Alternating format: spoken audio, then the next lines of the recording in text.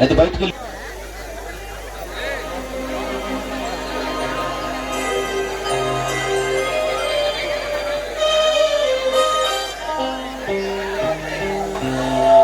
చక్రవర్తి మీరా? అవును, నేనే. ఈవేళప్పుడు మీరు ఇక్కడికి రాకూడదా? అది కాదు, నీతో అత్యంతమైన పనులు వచ్చాను. ఇక్కడ ఈ మహేంద్రకు ఇక్కడ అక్కడనే భేదమే లేదు. ఎక్కడ పడితే అక్కడ, ఎప్పుడు పడితే అప్పుడు చెయ్యాలనుకున్న చేయటమే నాకు అలవాటు. ఇంతకు మీరు వచ్చిన పని చెప్తాను విను. సల్లకొచ్చే ముందు చదవడం నాకు అలవాటు లేదు. ఇంకొద్ది నిమిషాల్లో షేక్ పూర్ణచంద్ ముంబై నుండి ఎయిర్పోర్ట్ లో దిగుతున్నాడు. అతని చేతిలో అచ్చం ఇలాంటి బ్రీఫ్ కేస్ ఏముంటుంది. దీన్ని ఎదురగిస్తే అతని చేతిలో ఉన్న బ్రీఫ్ కేస్ తెచ్చి నాకు నువ్వు ఇవ్వాలి. బాస్, సమాధానం కాదు కావాల్సింది పని. నిన్న చెప్పాను ఇలాంటి పనులు పూర్తిగా మానేశానని. చక్రవర్తి, అది అసాధ్యం. ఈ మహేంద్ర గ్యాంగ్ లో చేరిన వాడు మానుకోవాలన్నా తిరిగి మనిషిగా బ్రతకాలన్నా సాధ్యము కాదు. తెలిసిందా? మహేంద్ర, నా మీద నీ అధికారం ఇప్పటివరకే. ఇప్పుడు నువ్వెవరు, నేనెవరు?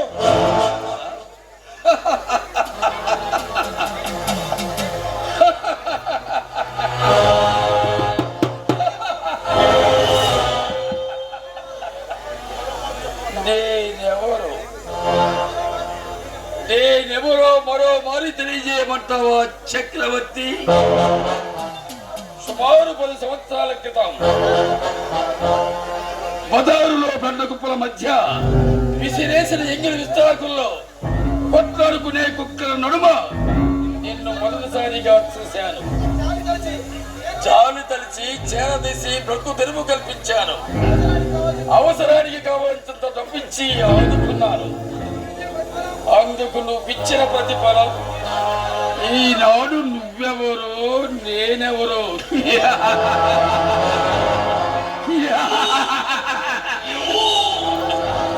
శహబాజ్ చక్రవర్తి, శహబాజ్. నీ అవకాశవాదానికి, నీ స్వార్థపర స్వభావానికి నా జోహార్. మహేంద్ర, నువ్వు చెప్పినవన్నీ నిజాలే కాదను. కష్టానికి ప్రతిఫలంగా లక్షల కోట్లు రక్షించి పెట్టాను. ఈనాటి వరకు నువ్వు చెప్పినట్టు విన్నాను, ఆడిచినట్లు ఆడాను. ఇంకా ఎంతకాలమని ఈ చీకటి బ్రతకమంటావు? అందుకే వెలుగు కోసం ప్రయత్నిస్తున్నాను. వెలుగు? నీ బ్రతుకే చీకటి. వెలుగును నువ్వు చూడలేవు. నా భావి జీవితంలో కోటి కాంతిగా ప్రకాశించబోయే వెన్నెలనే ఇక్కడ లోపలే అడుగడుక్కి అమావాస్యలా అడ్డగిస్తాను. నా చీకటి జీవితాన్ని బయట పెట్టాలని ప్రయత్నిస్తే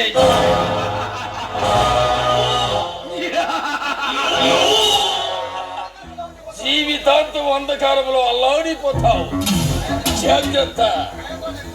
మహేంద్ర, ప్లీజ్, నేను పూర్తిగా మారిపోయాను. నా భార్య బిడ్డలతో నన్ను సుఖంగా సంతోషంగా బ్రతకని. జానికి నన్నే సర్వస్వంగా భావించి బ్రతుకుతుంది. ఇంకా అమాయకులను మోసం చేయలేను. ఇకనైనా నా వాళ్ళని సంతోషంగా సుఖంగా బ్రతకని.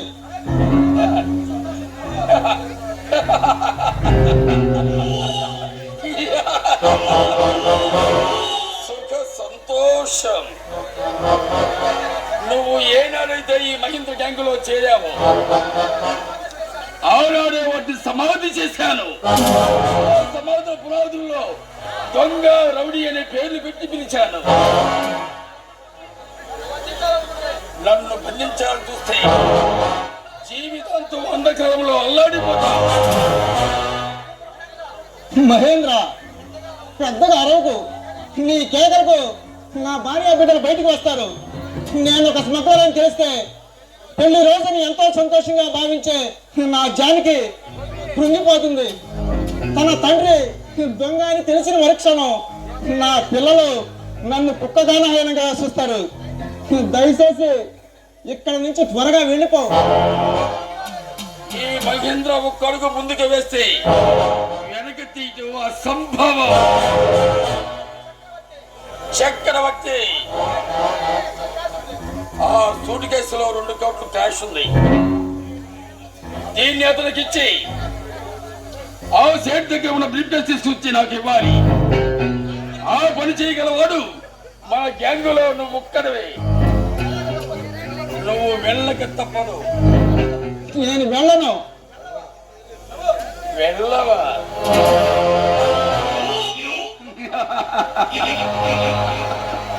చంపుతావా? చంపను. చక్రవర్తి, ఆఖరిసారిగా చెబుతున్నాను, నా మాట విను, లేదా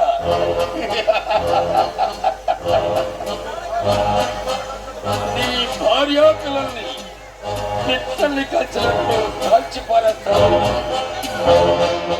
మహేంద్ర, ఇప్పుడు చెప్పు, నీ వాళ్ళని వదులుకుంటావా? నా మాట వింటావా? నాకొచ్చే డబ్బు పోగొట్టడం నీకు న్యాయం కాదు.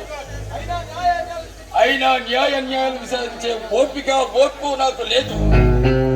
నేను 1, 2, 3 అనే లోగా నీ నిర్ణయం చెప్పు, లేదా నా చేతిలోని పిస్టల్ తన పనితనం చేసుకుంటూ పోతుంది.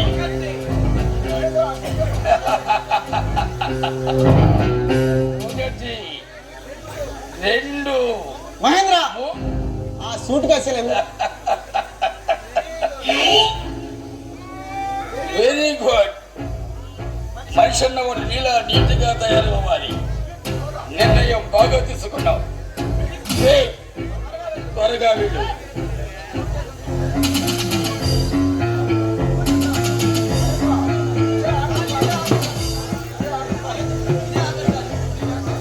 వెళుతున్నాను మహేంద్ర, కానీ ఇదే ఆఖరిసారి. ఇకపై స్వేచ్ఛగా బ్రతకనిస్తానని మాటిస్తే వెళతాను. అలాగే వెళ్ళు. మరొక్క మాట, అరగంట కల్లా నువ్వు ఇక్కడ ఉండాలి. అప్పుడు దాకా నేను ఇక్కడే నీకోసం వెయిట్ చేస్తూ ఉంటాను. ఇక్కడ? అవును, ఇక్కడే. చక్రవర్తి, ఆ డబ్బును నువ్వు మాయించేయటం గాని పోలీసులకు ఇన్ఫర్మేషన్ ఇవ్వడం గాని జరిగిందా? ఇక్కడ నీ భార్య పిల్లలు శవాలు మాత్రమే నీకు లభిస్తాయి.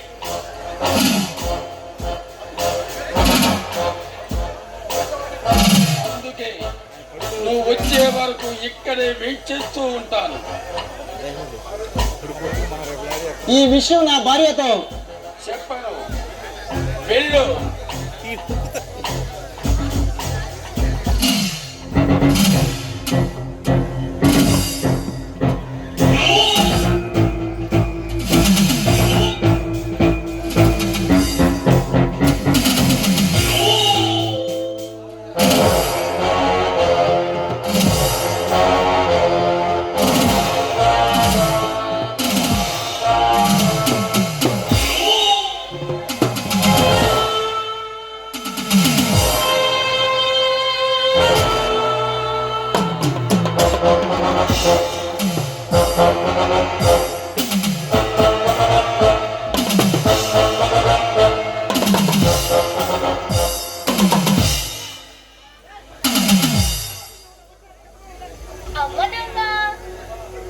ఏంటండి మీరు ఆఫీస్కి వెళ్తారని ఇంకా ఇక్కడే ఉన్నారా?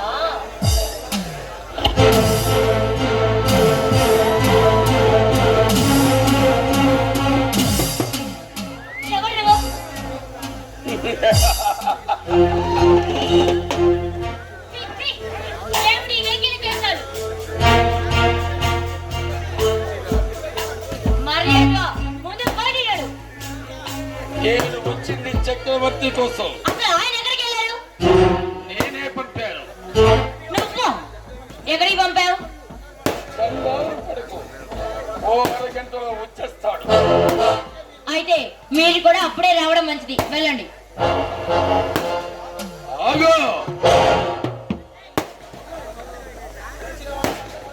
వచ్చిన వాణ్ణి అడ్రస్ అడగకుండా, అతిథి మర్యాదలు చేయకుండా మర్యాదల లక్షణం కాదే.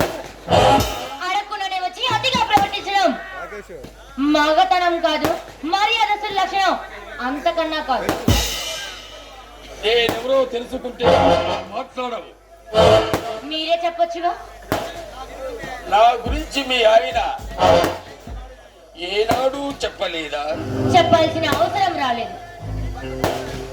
నేను నీ భర్త బోసుని.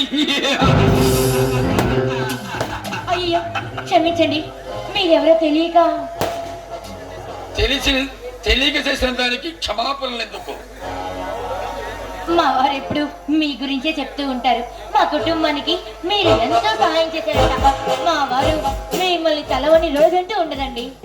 అవును, నన్ను మర్చిపోవటం అంత సులభం కాదు. అసలు ఇంతకు నీ భర్త చేస్తున్న ఉద్యోగం గురించి ఏనాడైనా చెప్పాడా? చెప్పాడు. చెప్పాడా? ఏమని? అదే ఎక్స్పోర్ట్ ఇంపోర్ట్ కంపెనీలో మేనేజర్ అని. హలో, ఎందుకు అలా నవ్వుతున్నారు? నీ తెలివి తక్కువతనానికి నవ్వకేం చేయమంటావు? సాధ్వి సీతాదేవి లాంటి నువ్వు చక్రవర్తిని శ్రీరాముని భ్రమించినందుకు, అతను చెప్పేదే వేదం అనుకుని, మునగమన్నదే గంగనుకుని గుడ్డిగా నమ్మినందుకు. అంటే అంటే ఏంటి మీరు చెప్పేది? మీరు చెప్పేది ఏమి నాకు అర్థం కావడం లేదు.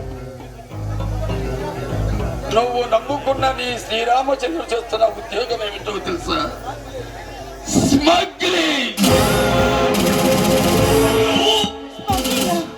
అయితే మీరు ఆ ముఠా నాయకుణ్ణి. అబద్ధం.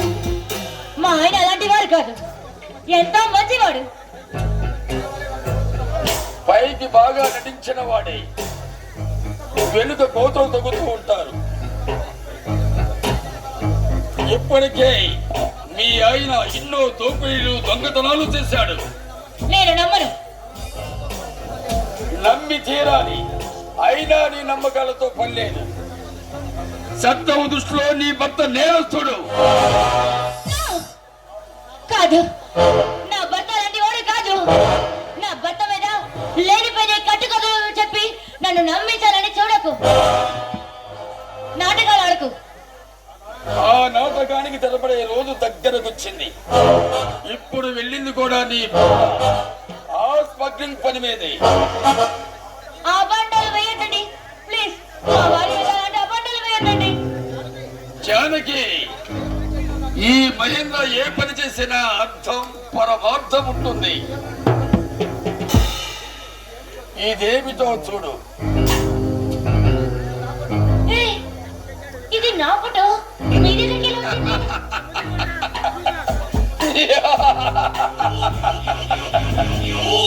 ఒకనాడు చక్రవర్తి జేబులో నుండి ఈ ఫోటో జారిపడింది. అది నా కంట పడింది.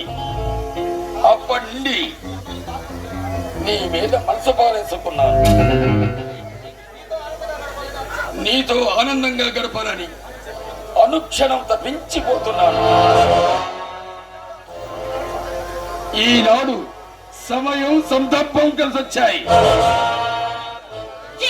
నీచుడా, వెళ్ళగలిగే. జానకి, వెళ్ళలేను. మెత్తని నీ గుండెల్లో మొత్తుగా ఒదిగిపోతాను. అందమైన నీ పరువాన్ని, పసందైన పరుసుధనాన్ని తనివి తీరా తురుకుంటాను.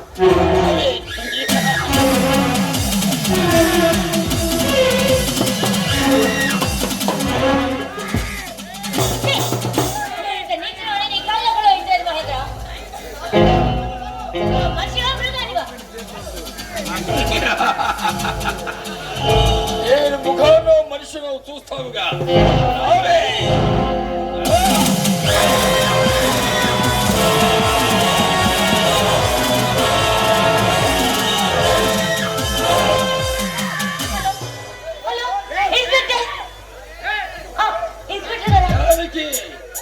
ముందు ఆ ఫోన్ ఆపు.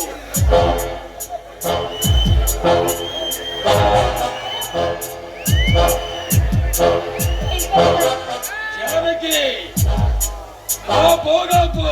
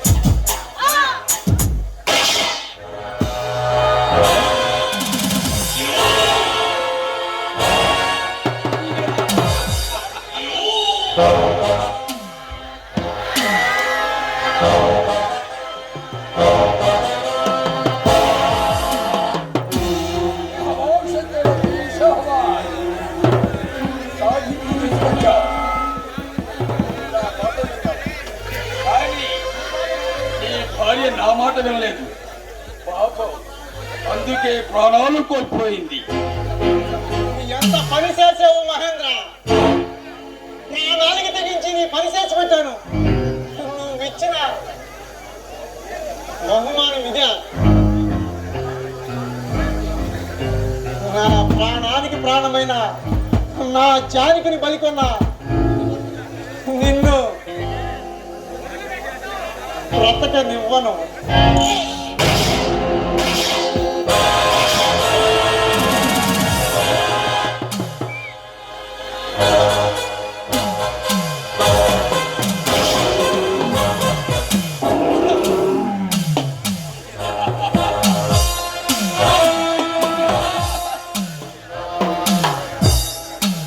నేత్రద్రోహి, ఈ పాపం మా శాపంగా మారి నిన్ను ఏదో ఒక నాటికి బలి తీసుకుంటున్నా.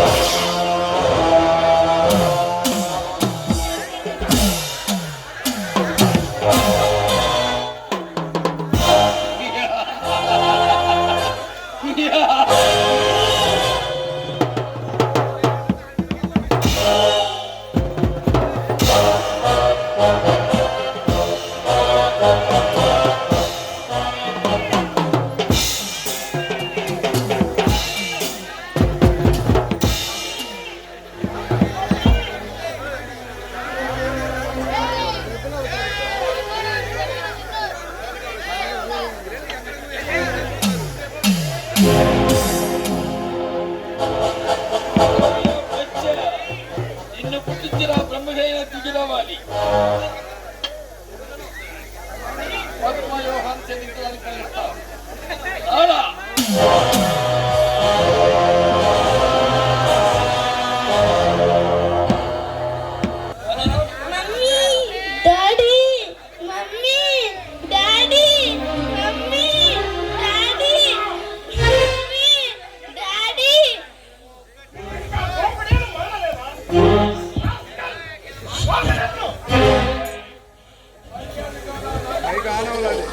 లేదా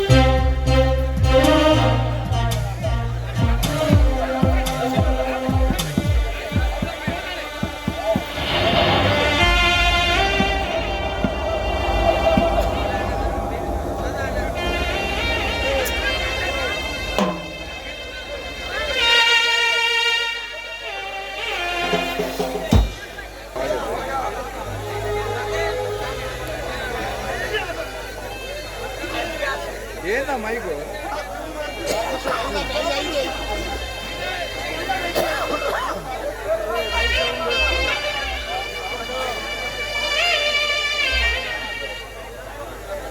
ఏనాటికైనా